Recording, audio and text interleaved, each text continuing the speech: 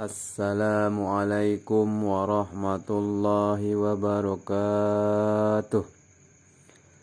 Alhamdulillahillazi hadana ila syiratil mustaqim fi hidayatihi wa qudratihi wa maunatihi wa salatu wassalamu ala asrafil anbiya'i wal mursalin Sayyidina Muhammadin nabiyya amin wa ala alihi wa ashabihi tahirin amma ba'du. Segala puji bagi Allah yang masih memberi kita semua hidup sampai dengan saat ini, serta masih diberi nikmat sehat, sehat zahir, sehat batin, sehat awak, sehat nyawa. Serta kita masih diberi kesempatan dan kesadaran. Dengan nikmat kesempatan dan kesadaran ini, tiang pelungguh masih bisa bertemu dan bersama. Untuk itu mari kita syukuri dengan mengucap Alhamdulillahirabbil alamin. Mudah-mudahan Allah masukkan kita semua ke golongan hambanya yang mampu bersyukur. Amin amin ya rabbal alamin. Dan kita tidak lupa pula mengucapkan salawat kepada junjungan alam Nabi besar Muhammad sallallahu alaihi wasallam sebagai bentuk syukur kita atas beliau yang telah membawa agama Allah kepada manusia dan jin. Mudah-mudahan zahir batin dunia akhirat kita sebagai pengikutnya, syariat maupun hakikat, dan mendapatkan syafaat kelak, mendapat bantuan pertolongan beliau dengan ucapan Allahumma shalli wa sallim wa barik ala sayyidina wa maulana Muhammad. Bismillahirrahmanirrahim. Ana Ahmad ila mim wa ana Rab ila aini. Dalam hadis kursi, Ana Ahmad ila mim, aku adalah Ahmad tanpa huruf mim. Jika tidak ada huruf mim jadinya Ahad. Wa ana Rab, maka jadilah aku Rab. Ahad Rab, Rab Ahad. Tunggallah aku. Inilah yang dinamakan makam Ahadiyah. Qul huwallahu ahad. Katakanlah Muhammad itu esa dengan Tuhannya. Ini menurut pandangan hakikat. Sedangkan menurut pandangan syariat, hai Muhammad, katakanlah bahwa Tuhan itu esa. Dan secara kebatinannya, esalah Muhammad dengan Robnya. Nah, zahirnya Allah itu Muhammad. Batinnya Muhammad adalah Allah. Batinnya manusia itu Muhammad. Batinnya Muhammad Allah. La maujud illallah. Aku tanpa huruf aini. Kesimpulannya Ahmad itu adalah Ahad. Sebelum zahirnya Muhammad ke dunia, Ahmad namanya. Allah ciptakan kita dari nur Muhammad. Wa ma arsalnaka illa rahmatan lil alamin. Dari nur Muhammad dijadikanlah api, angin, air, dan tanah. Keempat anasir ini Allah ciptakan dengan kun fayakun. Mana dia kedudukan api, air, angin, dan tanah pada diri manusia? Api pada diri kita adalah darah, angin pada diri kita adalah nafas, air pada diri kita adalah air kelenjar, air liur, air mata, dan sebagainya. Dan tanah pada kita adalah badan kasar kita ini. Nur Muhammad sendiri Allah ciptakan dari Nur Ahmad. Nur Ahmad nama lainnya adalah Ruhullah.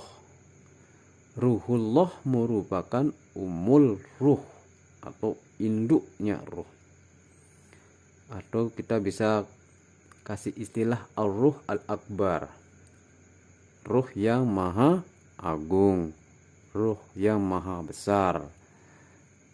Aku hembuskan dari ruhku. Aku siapa? Allah. Kalau kita lengkapi kalimatnya jadinya ruhku. Jadilah Ruhullah.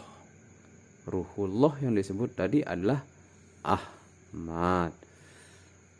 Setelah tubuh manusia sempurna, aku hembuskan ke dalamnya sebagian dari ruhku. Nah, harus dibedakan ruh dan zat ya. Jadi ruhullah itu siapa? Ahmad. Seperti dalilnya fa'izastawaituhu wa nufakhutu fihi mir ruhi.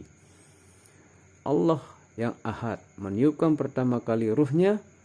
Ruhnya ini bernama Ahmad. Ruh kita dari situ ini. Seperti apa yang diterangkan dalam surat Shad ayat 72. Allah bermanik ruhi. Nah, ruhi ini yang dimaksud di situ adalah Ahmad. Ahmad ini ada sisi zahirnya dan ada sisi batinnya. Ruhullah ini memancar.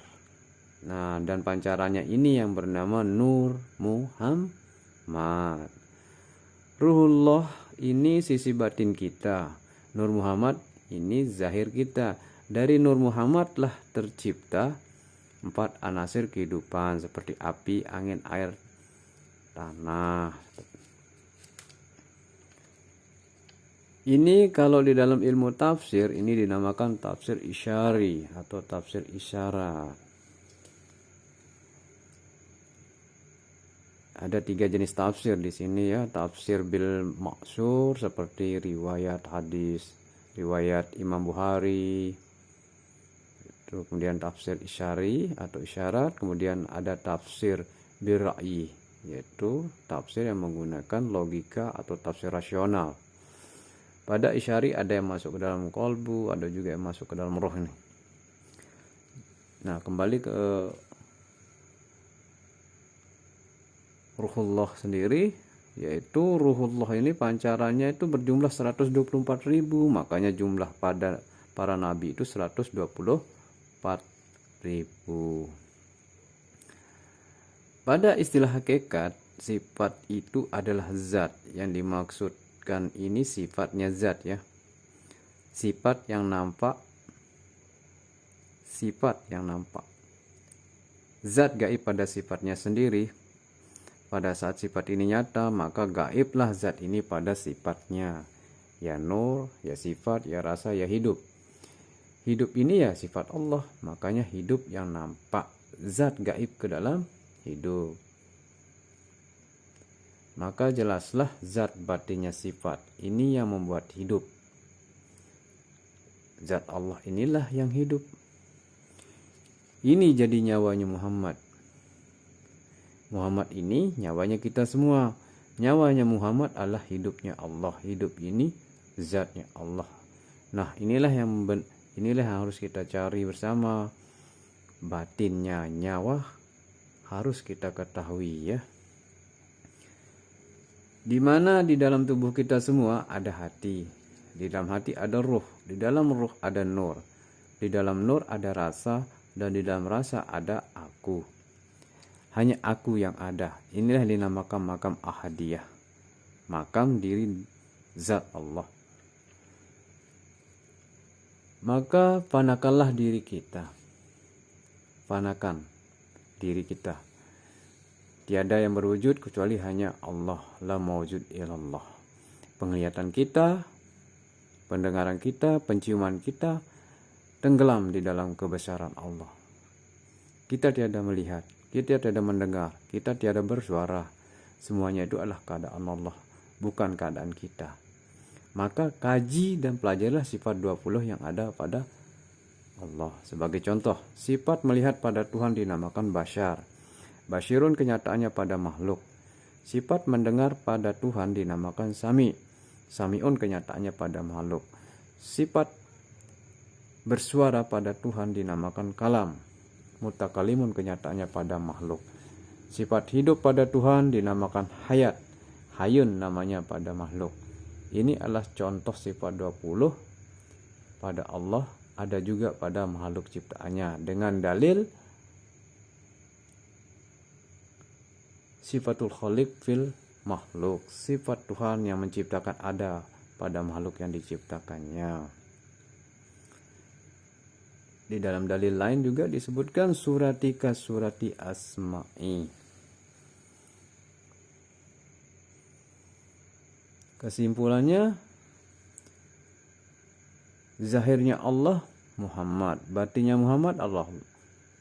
Batinnya Muhammad adalah Allah, batinnya manusia Muhammad, batinnya Muhammad adalah Allah. Man arabtu rabbi bi rabbi. Man arabtu rabbi bi rabbi. Jika engkau ingin melihat aku, lihatlah dirimu. Barang siapa yang datang dari aku, siapa yang tuntut aku, karena aku tidak mempunyai asal, maka carilah aku. Kuntu kanzal mafian, fa ahwatu an urafa, fa khalaqtu al khalqa, fa bi arfuni. Aku pada mulanya adalah harta yang tersembunyi, kemudian aku ingin dikenal.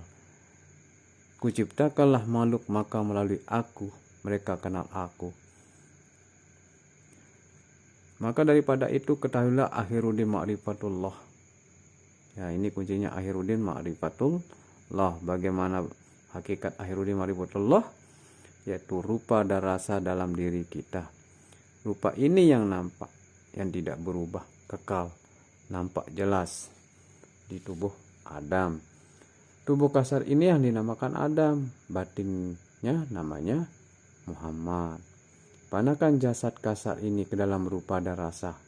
Rupa dan rasa kekal adanya, sedangkan jasad tidak. Jasad bisa muda, bisa tua. Jasad bisa laki-laki, jasad bisa juga wanita. Makanya orang yang muslim sejati, yang tinggi tingkatan ketakwaan dan keimanan, keilmuannya, yang derajat makamnya sudah ada di tingkatan makrifat, maka jasadnya hilang sirna. Kenapa bisa? Dan bagaimana caranya? Pertemukan jasad kasar ini ke dalam rupa dan rasa, dan nyatalah rupa dan rasa ini. Rupa merupakan wujud hakiki diri. Sedangkan rasa adalah nyawa, batin nyawa adalah hidup. Dan hidup adalah hanya Allah yang hidup. Tiada yang berwujud kecuali hanya Allah. Tiada yang hidup kecuali hanya Allah. Kita adalah bahru, kita adalah hamba. Kita tiada kekal adanya. Jasad tempat nyatanya rupa, jasad adalah wadahnya rasa. Rasa batinnya di dalam hidup, dan hidup ini adalah sifat daripada Allah. Tinggal Muhammad dan Allah, lalu Muhammad gaib ke dalam kebesaran Allah.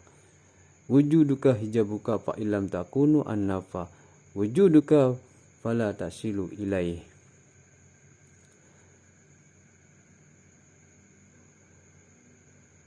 Nah, yang sudah mengenal diri pastilah ia berawak atau berjasad dengan rupa dan rasa dengan rahasia.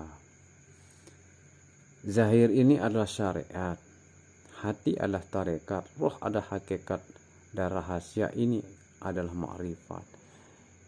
Syariat itu kita, tarekat itu nama kita, hakikat itu rasa kita, ma'rifat itu kenyataan kita. Syariat itu perbuatan kita, zahir kita. Tarekat itu jadi memuji, hati tempatnya. Hakikat itu jadi rasa. Makrifat itu nyata, hanya Allah yang ada. La mawjud illallah. Kosongkan diri, pandailah dalam ibadah. Janganlah mendengar, janganlah melihat, janganlah bersuara. Mendengarlah dengan pandangan Allah, melihatlah dengan penglihatan Allah, bersuaralah dengan kalam Allah. Inilah kenyataan mati sebelum mati. Kosongkan zahir, kosongkanlah hati, kosongkan rahasia, maka yang ada hanya Dia, karena hakikatnya kita tiada, yang ada hanyalah Dia.